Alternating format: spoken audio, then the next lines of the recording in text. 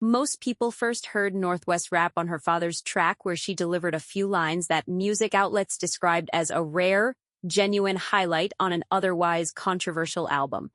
That verse peaked at number 30 on the Billboard Hot 100, making her one of the youngest artists in history to chart. She was 11 years old, and instead of treating that moment as a finish line, she treated it as a starting point. The EP is called N0RTH4EVR. 6 tracks. Dropping on the 1st of May, North announced it herself on Instagram with a single post. Just the cover art and the release date captioned as May 1st N0RTH4EVR.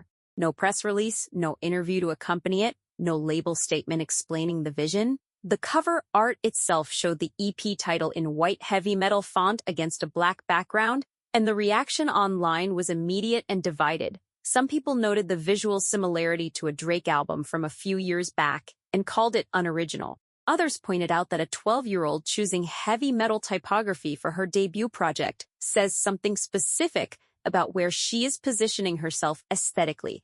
Not in the world of polished pop, not in the world of kid-friendly mainstream music, but somewhere deliberately underground and deliberately unbothered by mainstream expectations.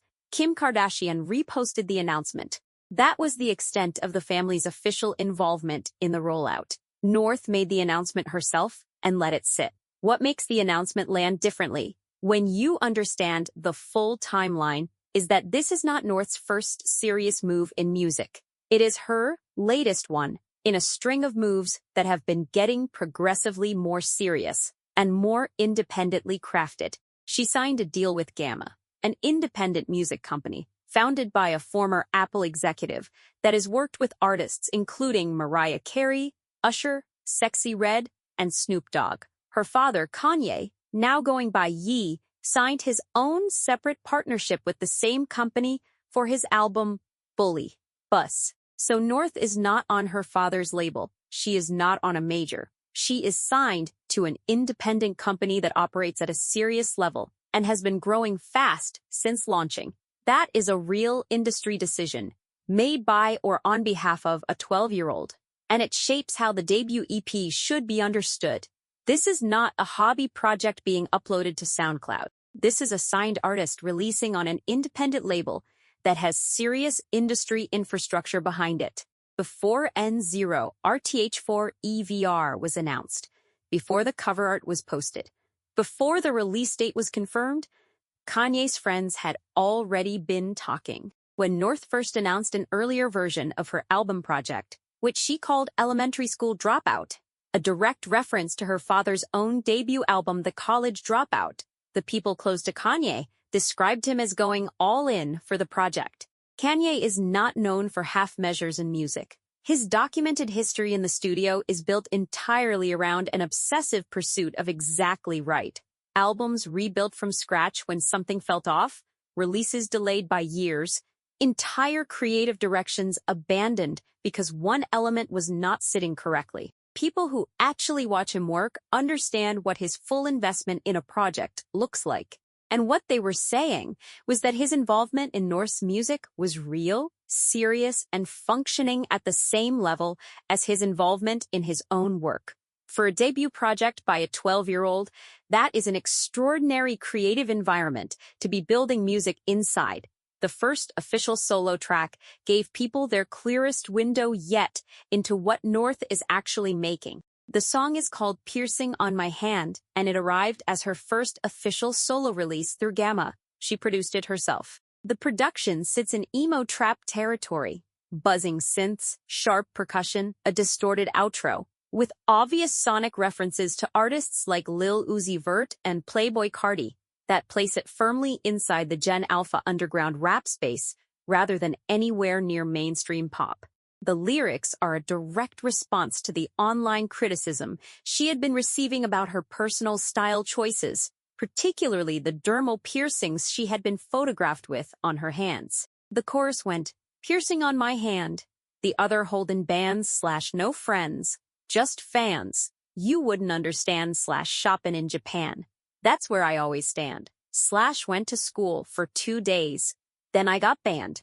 The verse extended that energy further, name-dropping designer fashion, referencing skipping school, brushing off criticism with the kind of casual confidence that most artists spend years trying to manufacture convincingly. North delivered it like someone who genuinely does not care what you think, which is very different from someone performing not caring. That distinction is audible. She had previewed the song on Instagram before its official release, making clear it was a direct response to people who were commenting on her appearance. Then she performed it live alongside Ye at his Mexico City shows before the official release. The track came out through Gamma and landed on streaming platforms where it confirmed what the preview had suggested, that the sonic direction is deliberate, underground, influenced, and self-produced. The producer tag she chose for herself is its own statement. She calls herself North Chan, using the Japanese honorific and rendering it in the Garago pronunciation of her name. The Japan reference is not random. It has been a consistent thread through multiple projects. She rapped in Japanese on the track Bomb from Ye's Vultures 2 album, which featured her alongside her younger sister, Chicago. She also contributed a Japanese-language rap to a track on FKA Twigs' album Eusexua, an album that went on to win a Grammy. FKA Twigs later explained publicly that she had been inspired to feature North specifically after being struck by the confidence North exuded during an interview, describing her as someone who radiated a self-assurance that Twigs herself had not possessed at that age. So, the Japan connection running through North's work is not a passing aesthetic phase. It is a recurring element that has appeared across multiple collaborations with serious artists and been developed into her own producer identity.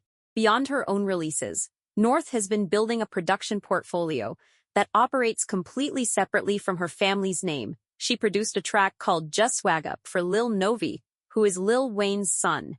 The track had a clear Opium and Playboi Carti influence, distorted rage melodies, hyper-compressed autotune vocals. She also produced a track called Blink Twice for hyperpop artist Sky Waters' album, which used a Hatsune Miku Vocaloid sample alongside the SoundCloud rap-inspired distortion she has become associated with. Stam. Reviewers who covered that track noted that it showed a hint of musical maturity compared to her earlier productions, pulling layers back in the closing section to let the featured artist's vocals come through, rather than keeping the production overwhelming throughout. That kind of restraint in production is a skill.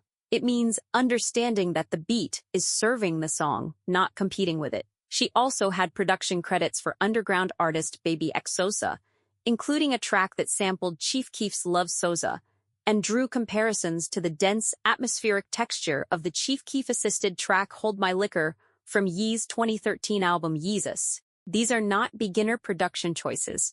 These are references that require genuine engagement with music history to even know exist. The Pink Friday Nails story?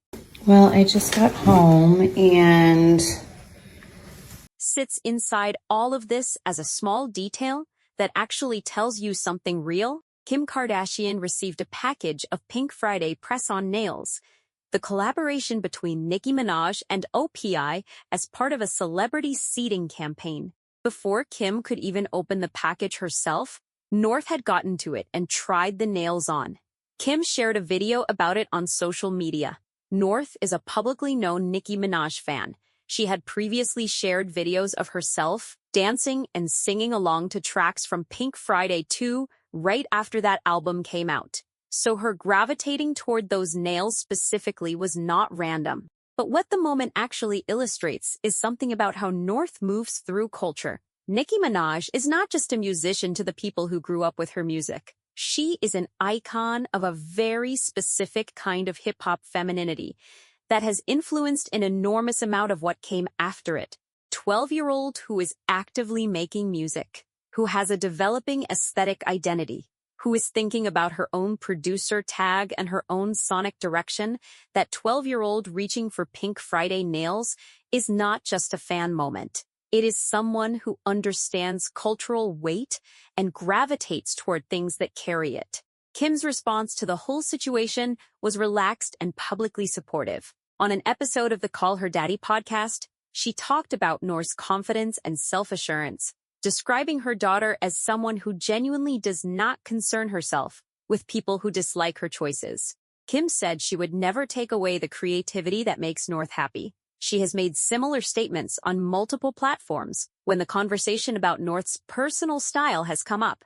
The pattern of Kim publicly supporting North's creative choices, whether in music or in fashion, while absorbing the criticism that comes along with it, has been consistent. When North responded to online critics about her piercings by lip-syncing over an audio telling people to pull themselves together, Kim did not try to walk it back. She let North's response stand.